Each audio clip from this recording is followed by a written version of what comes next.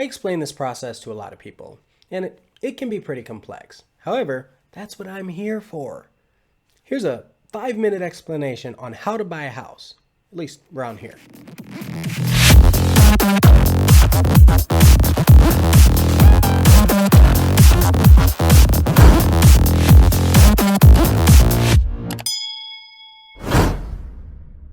You really need to know your budget. Don't tell me what you think you want to spend on a house. That doesn't help. I need to know from a lender how much they're willing to let you borrow to purchase a house. Cash, that's a whole other conversation. The lender calls these letters a pre-qual or pre-approval, and they are different things, but the thing that matters to you is that it's free and it gives you an indication of what your actual budget can be. It should only take a phone call and a few minutes, and if you don't have a lender already or know a lender, let me know. I can help you with that too. Thing is, if you don't have this letter and you see a house that you really like, in a hot market like this, it is gone. You won't even stand a chance, and that's not fair. Interest rates are like so low right now. You also have people with $1 million in the bank that wouldn't even blink an eye at spending $300,000 on a house. And even though this house could be perfect for your family and you're like, scraping couch cushions trying to get this money together, that doesn't matter to them. It's tough to realize that sometimes while you're thinking about it, another person may be putting in an offer on it. It's my birthday and I want it. Isn't it nice to shop with some clarity? You can use that number that the lender gives you, that dollar amount, to determine where and for how much you want to buy. Some neighborhoods and school districts are price locked. Price dictates location. This is another way that someone like me can help you. Leverage a realtor.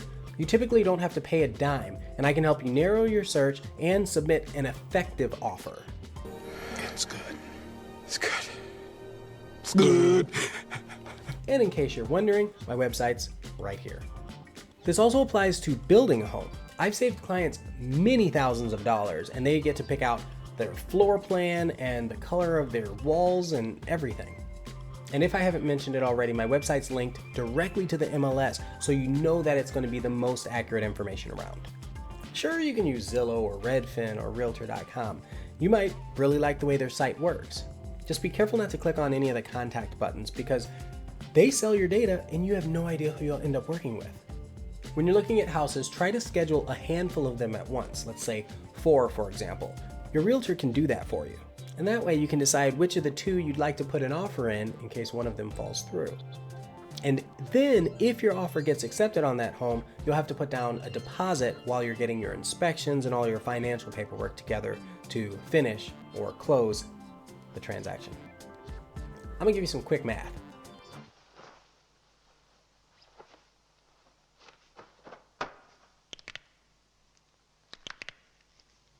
This is a very standard amount. Don't hold me to this. Everyone's situation is different, but let's take a $300,000 home, for example. Let's say there are no special circumstances.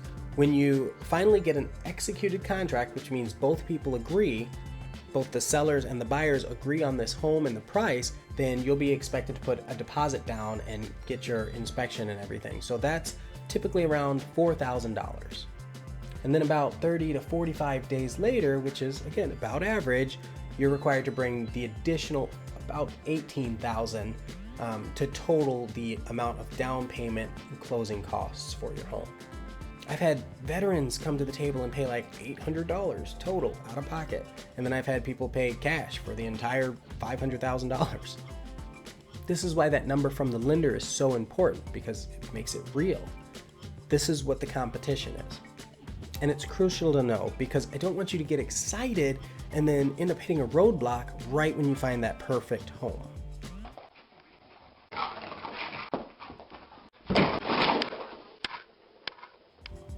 I've had people that were like ready to go, close on a house, and be in 8 days.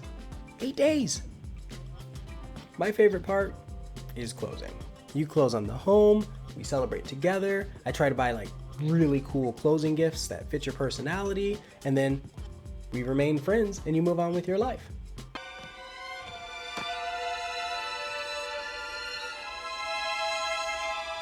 We learn a lot about each other during the process. We talk about coffee and the best places to eat in the area, where to go kayaking. It's all the things that matter when you're choosing where to live for the next few years. Also, it's hardly ever 30 years despite what the paperwork you sign says.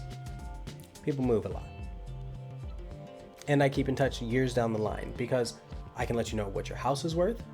I can help you save money on taxes. And if you know anyone looking to make a move themselves, hopefully you refer them to me and we can connect and I can help them move too, even if it's across the country.